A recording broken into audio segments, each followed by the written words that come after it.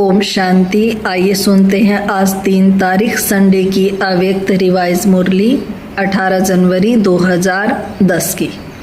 मुरली का सार है, ब्रह्मा बाप समान नष्टो मोहा समृद्धि स्वरूप बनने के लिए मन का टाइम टेबल बनाकर कर्म करते कर्म योगी अशरीरी बनने का अभ्यास करो।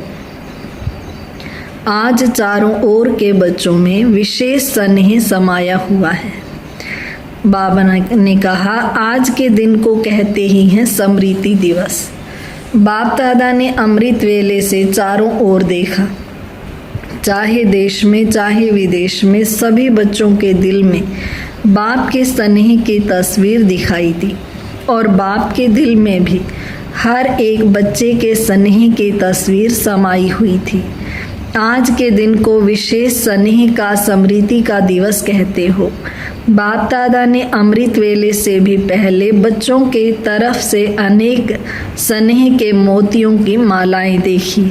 हर एक बच्चे के दिल में ऑटोमेटिक यह गीत बज रहा है, मेरा बाबा ब्रह्मा बाबा मीठा बाबा। और बाप दादा के दिल में यह गीत बज रहा है, मीठे बच्चे प्यारे बच्चे। आज हर एक के अंदर और शक्तियों के सिवाय स्नेह की शक्ति ज़्यादा समाई हुई है। यह परमात्म स्नेह, ईश्वरीय स्नेह सिर्फ संगम युग पर ही अनुभव होता है। यह परमात्म स्नेह अनुभवी ही जाने, जो हर एक बच्चे को सहज योगी बना देता है। बाप दादा ने देखा सर्व बच्चों में स्नेह का अनुभव बहुत बहुत समाया हुआ है। आप सबके जन्म का आधार स्नेह है।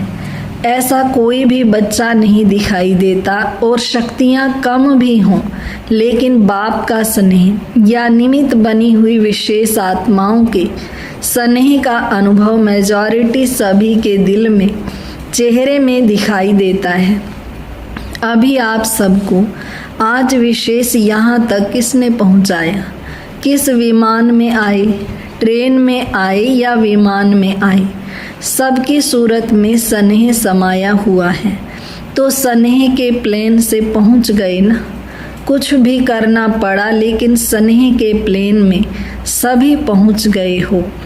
आज के दिन को स्मृति दिवस कहा जाता है, लेकिन स्मृति दिवस के साथ साथ समर्थी दिवस भी कहा जाता है।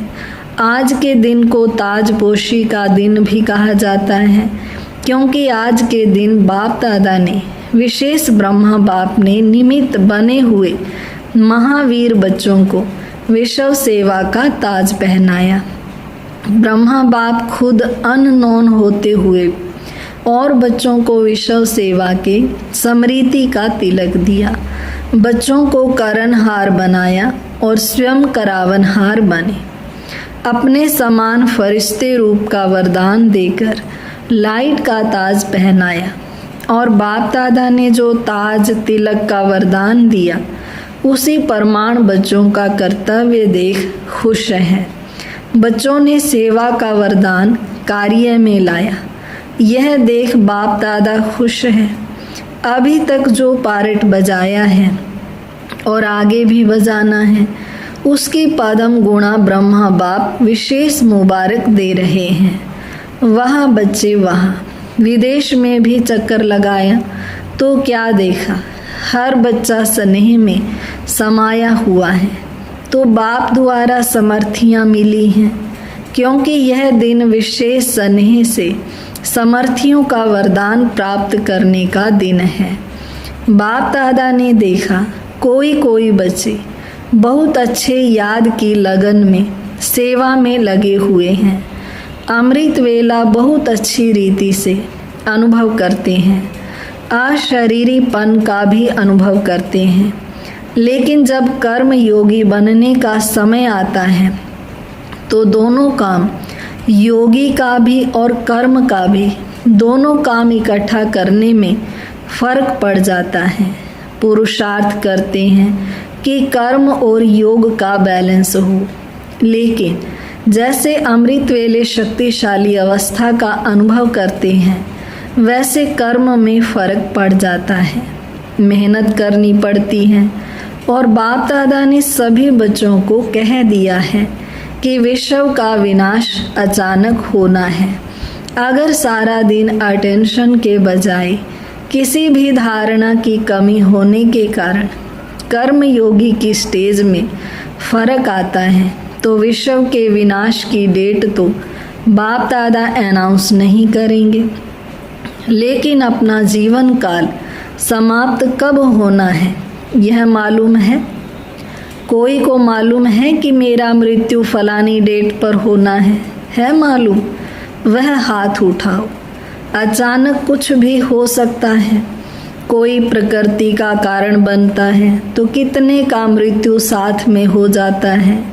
तो विश्व के डेट के संकल्प से अलबेला नहीं बनना आपकी जगदम्बा का स्लोगन था, तो कभी भी कब नहीं कहो, अब, अभी, कल कुछ भी हो जाए, लेकिन मुझे एवर रेडी रहना ही है।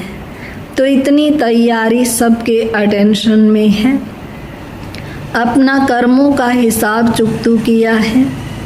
4 ही सब्जेक्ट, ज्ञान, योग, सेवा और धारणा, 4 ही तरफ, चारों में ऐसी तैयारी है। पूरा बेहद के वैराग्य का अनुभव चेक किया है। अपनी दिल में यह चेक किया है कि एवर रेडी है। नष्टो मोहा समृति स्वरूप, क्योंकि ब्रह्मा बाप ने भी स्वयं को पुरुषार्थ करके ऐसा बनाया जो अनुभवी बच्चों ने देखा। कोई भी तरफ यह वातावरण नहीं था। कोई हिसाब किताब का, अचानक अशरीरी बनने का अभ्यास अशरीरी बनाकर उड़ गए। कोई ने समझा कि ब्रह्मा बाप जाने वाले हैं। कोई ने समझा क्या कि ब्रह्मा बाप जाने वाले हैं, लेकिन नष्टो मोह, बच्चों के हाथ में हाथ होते कहाँ आकर्षण रहे। फरिश्ता बन गए, बच्चों को फरिश्ते बनाने का तिलक दे गए। इसका कारण बहुत समय अशरीरीपन का अभ्यास रहा। कई अनुभवी बच्चे जो साथ रहे हैं उन्होंने अनुभव किया, कर्म करते करते ऐसे अशरीरी बन जाते। तो यह जो कर्म योग में अंतर पड़ जाता है, इसका कारण कर्म करते यह स्मृति में इमर्ज नहीं होता। मैं आत्मा हूँ, यह तो सब जानते ही हैं, लेकिन मैं आत्मा कौन सी आत्मा हूँ? मैं करावनहार आत्मा हूँ और यह कर्मेंद्रियाँ करनहार हैं। यह करावनहार का स्वमान कर्म करते स्मृति स्वरूप में रहे।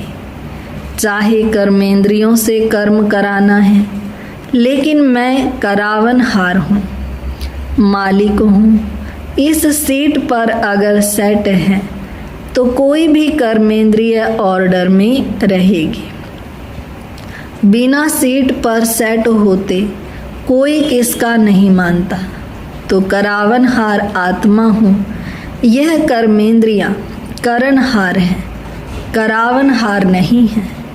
जैसे ब्रह्मा बाप का अनुभव सुना कि ब्रह्मा बाप ने शुरू में यह अभ्यास किया, जो रोज दिन की समाप्ति के समय इन कर्मेंद्रियों की राज दरबार लगाते थे।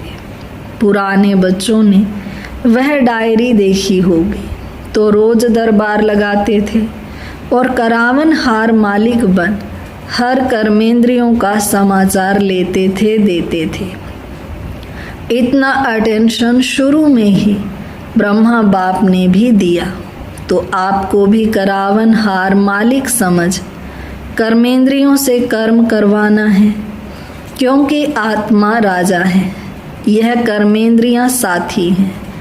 तो यह चेक करना चाहिए कि आज के दिन विशेष मन बुद्धि संस्कार स्वभाव कहो, संस्कार कहो, इन्हों का क्या हाल रहा, और फौरन चेक करने से कर्मेंद्रियों को अटेंशन रहता है कि हमारा राजा हमारा हाल चाल लेगा। तो आत्मा राजा करनहार कर्मेंद्रियों से करावन हार बन चेक करो। नहीं तो देखा गया है कई बच्चे कहते हैं कि हम कर्मेंद्रियों को ऑर्डर करते हैं लेकिन फिर भी हो जाता है। पुरुषार्थ करते हैं लेकिन कोई कोई संस्कार व स्वभाव ऑर्डर में नहीं रहते। उसका कारण इस अपने स्वमान की सीट पर सेट नहीं रहते। बिना सीट पर बैठने के ऑर्डर कितना भी करो तो ऑर्डर मानने वाले मानते नहीं हैं। तो कर्म करते अपने करावनहार मालिकपन की सीट पर सेट रहो। कई बच्चे यह भी बाप दादा से रूह रेहान करते हैं कि बाबा आपने हमें सर्वशक्तिवान बनाया। शक्तिवान भी नहीं, सर्वशक्तिवान का वरदान देते हर एक बच्चे को ब्राह्मण जन्म लेते हुए दिया है। याद है अपने जन्म का वरदान? हर एक बच्चे को बाप ने मास्टर सर्वशक्तिवान भव का वरदान दिया है। किसने दिए वरदान दिया? ऑल माइटी अथॉरिटी ने। लेकिन कंप्लेन करते हैं कि जिस समय जो शक्ति चाहिए वह आती नहीं है, ऑर्डर नहीं मानती है। वह क्यों? जब ऑल माइटी अथॉरिटी का वरदान है उससे बड़ा कोई नहीं, तो वरदान की स्थिति में स्थित रह करके अगर ऑर्डर करो तो हो नहीं सकता कि आप ऑर्डर करो और शक्ति नहीं माने। एक तो आत्मा मालिक है, दूसरा सर्वशक्तिवान का वरदान मिला हुआ है। उस स्वरूप में स्थित होके मालिक हूँ, वरदान है। दोनों स्वरूप की स्मृति के स्थिति में रह के ऑर्डर करो। शक्ति आपका नहीं माने असंभव, क्योंकि वरदान और बाप के प्रॉपर्टी का अधिकार है। संगम युग पर आप सबको सर्वशक्तिवान का टाइटल मिला है। सिर्फ उस स्थिति में स्थित नहीं रहते, सदा नहीं रहते, कभी कभी आ जाता है। यह कभी शब्द अपने ब्राह्मण डिक्शनरी से निकाल दो। अभी अभी हाजिर। आप कहते हो ना कि बाबा आपको हम याद करते हैं तो आप हाजिर हो जाते हैं। है अनुभव? हाथ उठाओ। अनुभव है? अभी देखो हाथ तो उठा रहे हो। बाप हाजिर हो जाता, हजूर हाजिर हो जाता। तो यह शक्ति क्या है? यह शक्तियाँ भी आपको बाप के प्रॉपर्टी में मिली हैं।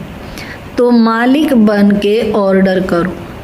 मालिक बन के ऑर्डर नहीं करते हो, शक्ति हो जाती है ना, तो उसी स्थिति में रहते हुए ऑर्डर करते हो।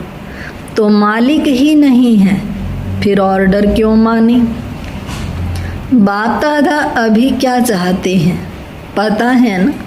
बाप अभी यही चाहते हैं कि मेरा एक एक बच्चा कर्म करते हुए भी राजा बच्चा बने, स्वराज्य अधिकारी बन, स्वराज्य की सीट को नहीं छोड़े।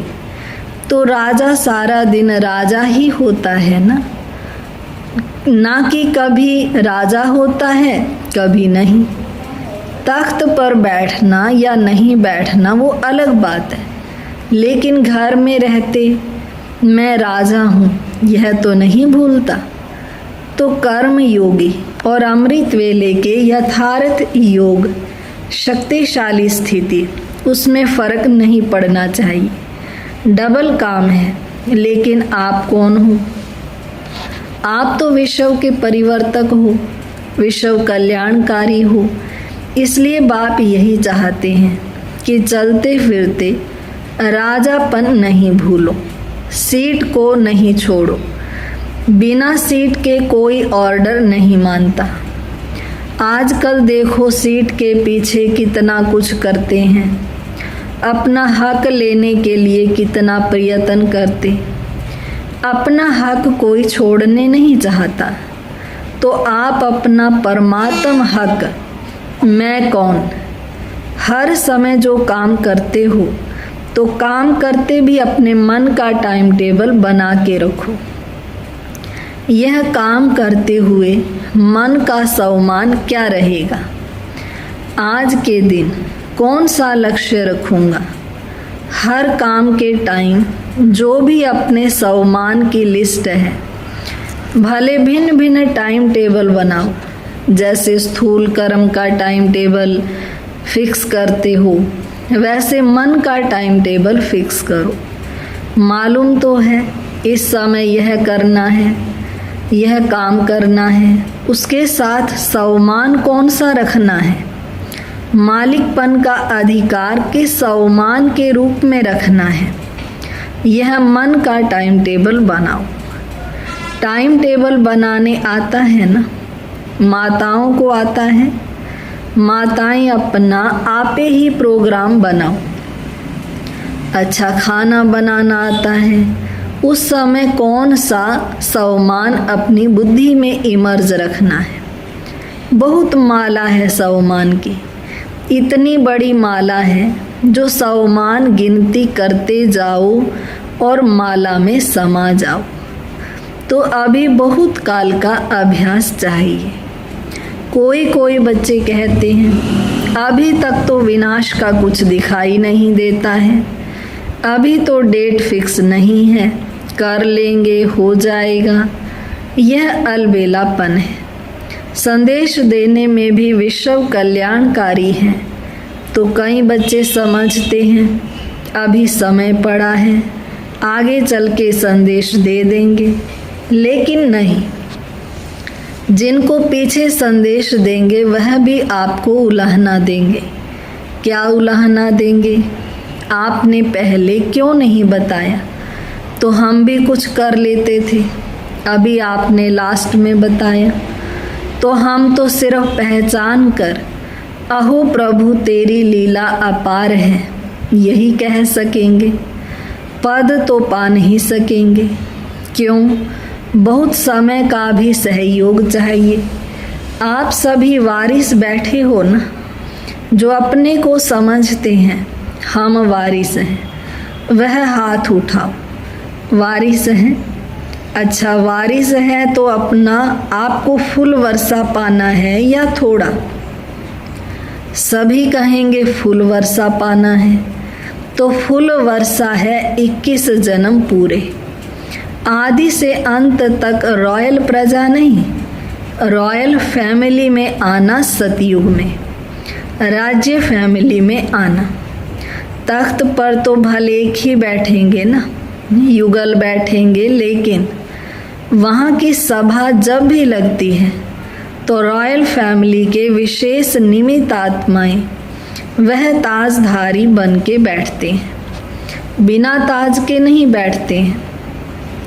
और हर कार्य में सलाह राय देने वाले, ऐसे नहीं कि सिर्फ वह राज्य करेगा, साथ में राय से ही करते हैं। इसलिए अगर संपूर्ण वर्षा लेना है तो पहले जन्म से लेके अंत तक 21 जन्म पूरे, आधे भी नहीं, बीच में तो जाना नहीं है, अकाले मृत्यु तो होना नहीं है। तो पूरा वर्षा लेना है कि थोड़े में खुश होना है। आपकी मातेश्वरी जगत अम्बा सदा यह लक्ष्य रखती थी। बाप दादा ने जो श्रीमत दी, चाहे मनसा, चाहे वाचा, चाहे कर्मण, जो भी श्रीमत दी वह हमें करना ही है।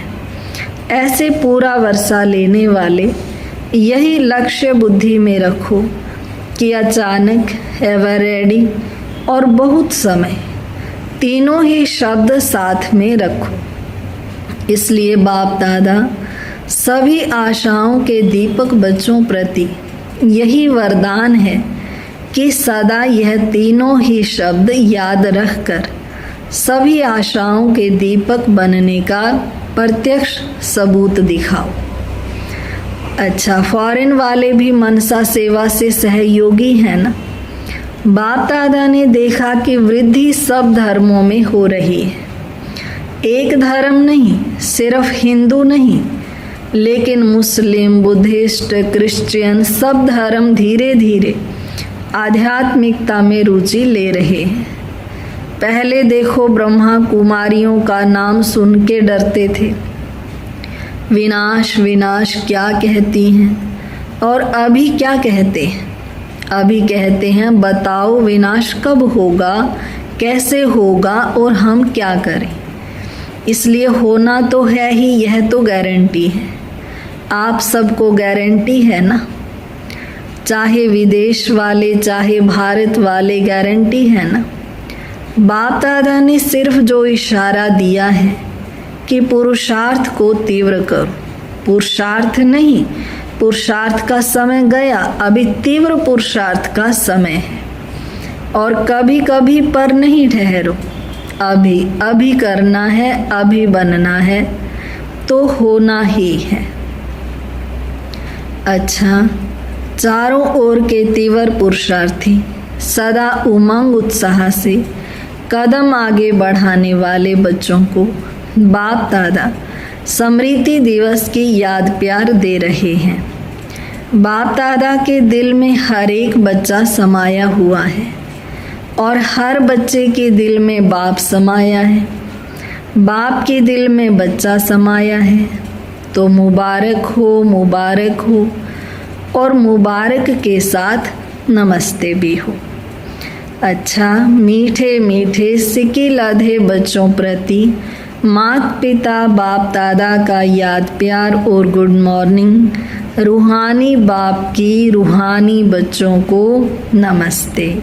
हम रूहानी बच्चों की रूहानी बाप दादा को नमस्ते बाबा, नमस्ते, शुक्रिया बाबा, शुक्रिया। आज का वरदान है, पावरफुल स्थिति द्वारा रचना की सर्व आकर्षणों से दूर रहने वाले मास्टर रचयिता भाव।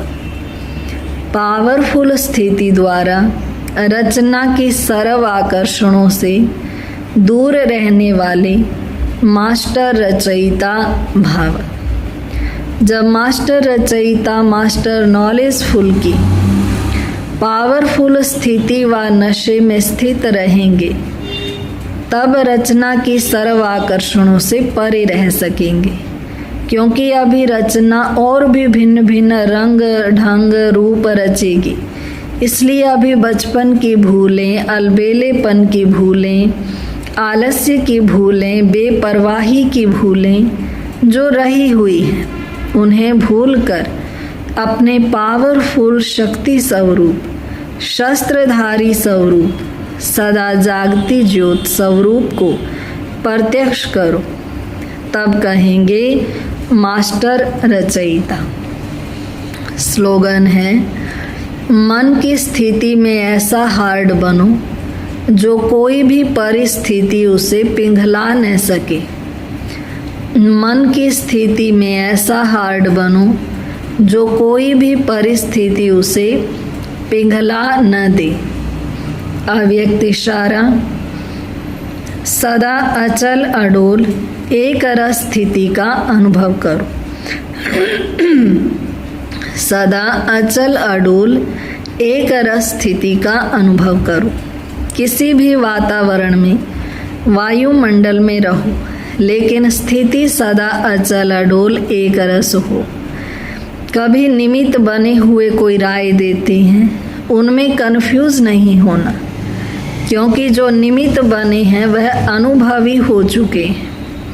अगर उनका कोई डायरेक्शन स्पष्ट नहीं भी है तो भी हलचल में नहीं आना। धैर्य से कहो, इसको समझने की कोशिश करेंगे, तब स्थिति एक रस अचल अडोल रहेगी। अच्छा, आज कमेंट में लिख करके बताएं कि एक सम्मान जो आपको बेहद पसंद है।